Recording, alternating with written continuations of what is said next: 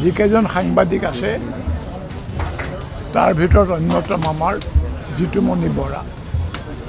তেওঁ সম্প্ৰতি ক্ৰছ কাৰেণ্টৰ সম্পাদনাত জড়িত। তেওঁ কেৱল সাংবাদিকতাই নকৰে, তেওঁ সাহিত্য সাধনাও কৰে আৰু সাংবাদিক হিচাপে যিখিনি অভিজ্ঞতা তেওঁ অৰ্জন কৰিছে সেইবোৰ ঔপন্যাসিক ৰূপ দিবলৈ চেষ্টা কৰে আৰু প্ৰবন্ধ পাতিও লিখে। বিশেষকৈ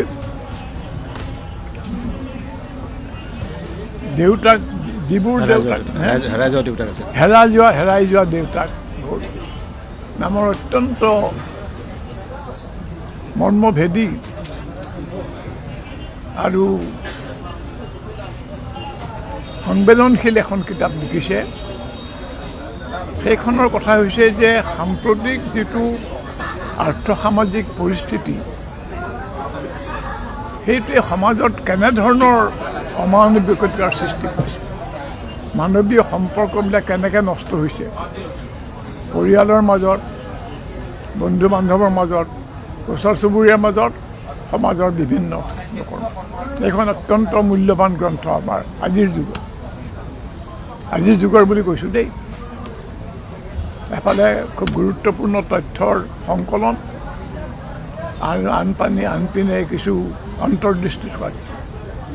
তেওঁ ৰাজনৈতিক বিষয় লৈ পেলাই বিশেষকৈ যিবোৰৰ অভিজ্ঞতা তেওঁৰ হৈছে, অসমখন আজিলৈকে বিভিন্ন ধৰণৰ আন্দোলনে জোকাৰি আছে। অসম আন্দোলন, আলফা, সেইবোৰৰ প্ৰতিক্ৰিয়া, সেইবোৰৰ ফলাফল। গতিকে সেই পিনৰ পৰাও তেওঁ এটা বিশিষ্ট ভূমিকা তেওঁৰ এইটো যে সাংবাদিক হিচাপে তেওঁ যিখিনি কথা জানে, যিখিনি আমাৰ বহুতে হয়তো নাজানে, সেইবোৰ কথা তেওঁ ৰাইজৰ দৃষ্টিগোচৰ কৰিছে। ধৰক এতিয়া অসম গণ পৰিষদৰ মাজত কিবোৰ খেলি মেলি কিবোৰ হৈছিলে আমিতো নাজানো, তেওঁ তাৰ উপন্যাসৰ ৰূপ দিছে। বিশেষকৈ অসমীয়া মানুহৰ মাজত ডাঙৰ প্ৰশ্ন যে অসম আন্দোলনৰ পৰা ইমান আশা কৰা হৈছিল, পালোঁ কি? কিয় এনেকুৱা অৱস্থা?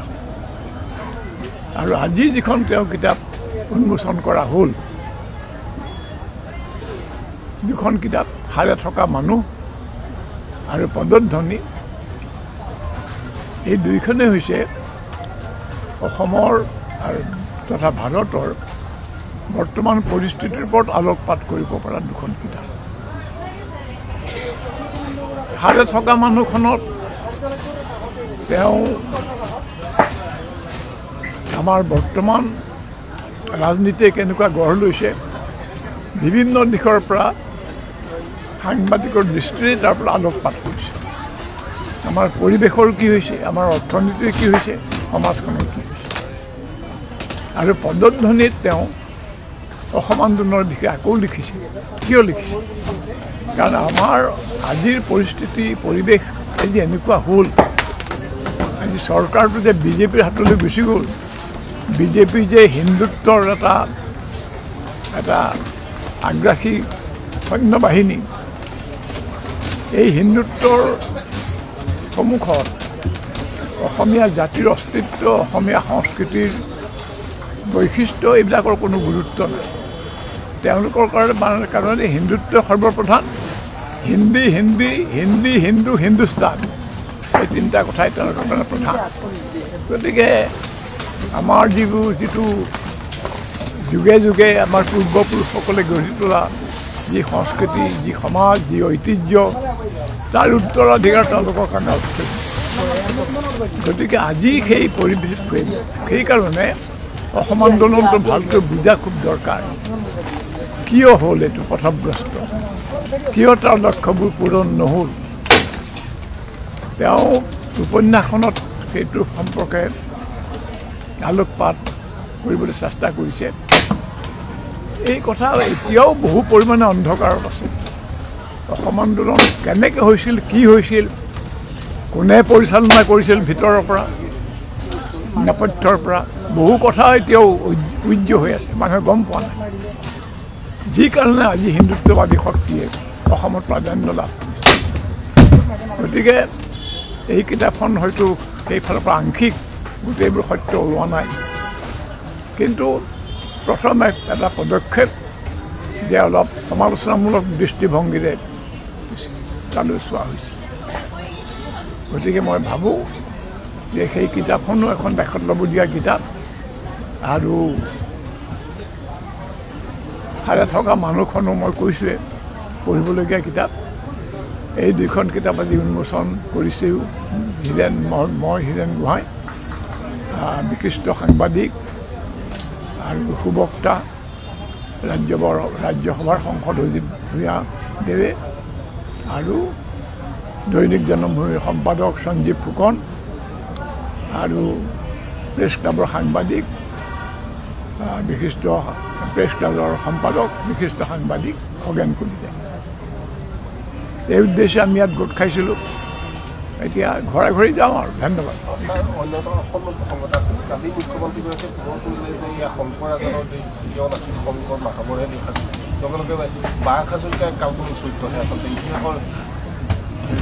এই সম্পৰ্কে আজি বক্তৃতাত মই উল্লেখ কৰিছোঁ, তেওঁ সদায় এই ধৰণৰ আহফলা কথাবিলাক কৈ থাকে। মানে শংকৰ ৰাজানৰ দেশ বুলি আমি কৈছোঁ এটা বেলেগ কাৰণ। শংকৰ মাধৱৰ দেশ, শংকৰদেৱে যে আমাৰ মহাপুৰুষীয় ধৰ্ম আন্দোলন আৰম্ভ কৰিলে, প্ৰতিষ্ঠা কৰিলে, তাৰ এটা সংহত পৰিপক্ক ৰূপ দিলে মাধৱদেৱে। সেই কথা নজনা কোনো নাই। শংকৰ মাধৱ বুলি কোৱাই হয়। শংকৰ ৰাজান বুলি কোৱা হৈছে এটা বিশেষ পৰিপ্ৰেক্ষি। যিখিনি সময়ত অসমৰ সাম্প্ৰদায়িক ঐক্য বাহিৰা অপশক্তিয়ে বিনষ্ট কৰিবলৈ চেষ্টা কৰিছে, সেই সময়তে আমি উপলব্ধি কৰিছোঁ যে আমাৰ ঐতিহ্য বেলেগ। আমি হিন্দু মুছলমানৰ সম্প্ৰীতি বিচাৰোঁ। আমি প্ৰতিবেশী মানুহ, ওচৰা ওচৰিকৈ থকা মানুহ। আমাৰ সামাজিক যোগাযোগ আছে, পৰস্পৰৰ লগত আমাৰ সহযোগিতা আছে, অৰ্থনৈতিক, সামাজিক। তাৰ মানে দলিল স্বৰূপ বহুত কিতাপো আছে।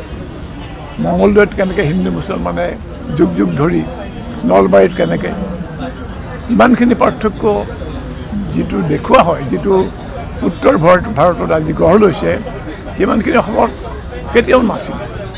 বেলেগ আছিলোঁ আমি, কিন্তু শত্ৰু বা বিপৰীত নাছিলোঁ। গতিকে সেই কথাবিলাক আমি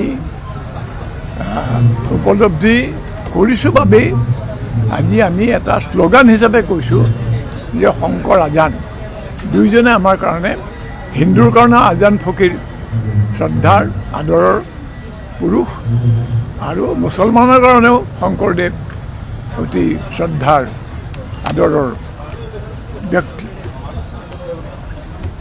আনকি জিকিৰ যিবোৰ আজান ফকীৰ অনুপম সৃষ্টি, গীত হিচাপে অসমীয়া সংগীত জগতৰ অত্যন্ত এটা অতি মূল্যৱান সম্পদ। জিকিৰ কোনে শুনা নাই? জিকিৰ গোৱা মই মানে কিছুদিন আগতে টিভিত দেখিছিলোঁ, কোন টিভি পাহৰিলোঁ, যে হিন্দুৰ মাজত জিকিৰ গোৱা মানুহ বহুত আছে। কেইবাটাও দলে জিকিৰ গায়, পুৰুষেও গায়, মুছলমান মহিলাইও গায়। কি কাৰণে? সুৰ অতি সুললিত, আৰু তাৰ মাজত শংকৰ মাধৱৰ ব্যৱহাৰ কৰা শব্দ আৰু ভাৱ তাৰ মাজতো প্ৰবাহিত হৈছে। সেইকাৰণে আমি শংকৰ ৰাজানৰ শব্দটো কওঁ, আৰু ইয়াৰ বিৰোধিতা কৰাটো অতি টুলুঙা মনৰ পৰিচয় মই ভাবোঁ। আৰু অসমীয়াৰ যিটো বিশেষ ঐতিহ্য, উত্তৰাধিকাৰ, তাক নস্যাৎ কৰি তাৰ ঠাইত এটা অতি কঠোৰ হিন্দুত্ব প্ৰৱৰ্তন কৰিব পৰা মানুহৰ ইয়াৰ বাহিৰে বক্তব্য কি থাকিব পাৰে? ধন্যবাদ। দুখন গ্ৰন্থ, এখন সাৰে থকা মানুহ আৰু এখন পদধ্বনি, দুইখন আচলতে দুইখন ছ'চিঅ' পলিটিকেল, সামাজিক আৰু ৰাজনৈতিক হিচাপে। পদধ্বনিখন উপন্যাস বনলতাই প্ৰকাশ কৰিছে, সাৰে থকা মানুহ এখন গদ্য সংকলন বনলতাই প্ৰকাশ কৰিছে। দীঘলী পুখুৰী পাৰৰ গছ ৰক্ষা আন্দোলনৰ পৰা অসম তথা ভাৰতবৰ্ষৰ বিভিন্ন প্ৰান্তত হোৱা যিবোৰ সামাজিক সংগ্ৰাম বা যিবোৰ মানুহৰ অধিকাৰ ৰক্ষাৰ বাবে যিবোৰ সংগ্ৰাম এই সময়ত চলি আছে, তাৰ ওপৰত মই সাৰে থকা মানুহ, যিসকল মানুহে সাৰে থাকি এতিয়াও মানুহৰ হকে মাত মাতি আহিছে। কাৰণ গোটেই মানুহবোৰ ক'ৰবাত শুই গৈছোঁ যেন আমি নিজেই, মই যেন শুই গৈছোঁ। মই যেন এটা নিৰাপদ দূৰত্বত অৱস্থান লৈছোঁ। মোৰ কিবা ভুল হ'ব, মোক ধৰিব, মোৰ কিবা গ্ৰেপ্তাৰ হ'ব, এই ধৰণৰ ভয় এটা আমাক সোমাইছে। কাৰণে কি হৈছে তাৰ মাজতে কিন্তু কিছুমান মানুহ সাৰে আছে তেওঁলোকে যি হ'ব জেললৈ গৈছে বিভিন্ন ধৰণৰ গোচৰ জাপি দিয়া হৈছে গ্ৰেপ্তাৰ হৈছে ৰটনা কৰা হৈছে বদনাম কৰা হৈছে বিভিন্ন ধৰণে এই কথাবোৰ আছে কিন্তু সেইবোৰ চলি থাকিব সমান্তৰালভাৱে মানুহ সাৰে আছে মাত মাতি গৈছে তাৰ ওপৰত এখন গদ্য সংকলন সাৰে থকা মানুহ পদধ্বনি আছিলে কি আমি একেলগে LP স্কুলৰ পঢ়া এজন যুৱক মানে ছাত্ৰ আৰু আমি একেলগে পঢ়া তেওঁ মেট্ৰিকত ষ্টাৰ মাৰ্ক লৈ পাছ কৰিলে অসম আন্দোলনৰ সময়ত তেওঁ শ্বহীদ হ'ল শ্বহীদ হোৱালৈকে এটা সকলোৱে আমি জানো যে শ্বহীদ হ'ল তাৰ পাছৰ পৰৱৰ্তী সময়ত দেউতাক মাক কেনেদৰে জীয়াই আছে দেউতাক মাকে কি পাইছে এতিয়া এই আন্দোলনৰ 85 বছৰ অসম চুক্তি স্বাক্ষৰ হ'ল স্বাক্ষৰ হোৱাৰ পাছৰ পৰৱৰ্তী সময়ত তেওঁ যে জীয়াই থকা দেউতাক মাকে শ্বহীদৰ পিতৃ মাতৃয়ে কেনেদৰে জীয়াই আছে আজি তেওঁলোকে বিচৰাখিনি পালে নাই আচলতে কোনোবা মন্ত্ৰী হৈছে নেতা হৈছে বিষয় বিভাগ পাইছে দপ্তৰ পাইছে আসনৰ ভাগ বতৰা হৈছে এইবিলাক এটা ৰাজনৈতিক দলবোৰৰ মাজত অসম আন্দোলন লৈ পেলাই তেনেকুৱাও চলিছে কিন্তু সেই পৰিয়ালটোৱে সেই পিতৃ মাতৃয়ে যাৰ সন্তান শ্বহীদ হৈছিলে তেওঁলোকে আচলতে কি পালে তেওঁলোকে কি বিচাৰিছে সেই কথাখিনি মই পদধ্বনি লিখিছোঁ পদধ্বনি এখন উপন্যাস সেই ধৰণৰ নতুন দৃষ্টিয়ে লিখিছোঁ উপন্যাসখন বহুত ডাঙৰ নহয় বনতাই প্ৰকাশ কৰিছে 200 পৃষ্ঠামানৰ এখন উপন্যাস 206 পৃষ্ঠা উপন্যাস ইয়াৰ আগত মই এই অসম আন্দোলনৰ পৰা আৰু এখন উপন্যাস প্ৰকাশ পাইছিলোঁ এখন আছিলে বিকুল সেইখন ডাঙৰ উপন্যাস 400 পৃষ্ঠাৰ কিন্তু পদধ্বনি মই যাক সেই পিতৃ মাতৃহালক লৈ পেলাই যাৰ সন্তান শ্বহীদ হৈছে তেওঁলোকৰ পিতৃ মাতৃৰ আজিৰ দৃষ্টিত সমাজখন কৰ্পৰেট আহিছে চৰকাৰ সলনি হৈছে বিভিন্ন ধৰণৰ ধৰ্মৰ কথা আহিছে সমাজৰ কথা আহিছে বতাৰ কথা আহিছে এই কথাবোৰ তাৰ মাজত তেওঁলোক জীয়াই আছে সেই যে এহাল পিতৃ মাতৃ তেওঁলোকৰ মনৰ ব্যথা সুখ দুখ ক্ষোভ সেই কথাখিনি মই চেষ্টা কৰিছোঁ পদধ্বনি দিবৰ কাৰণে উপন্যাস আকাৰে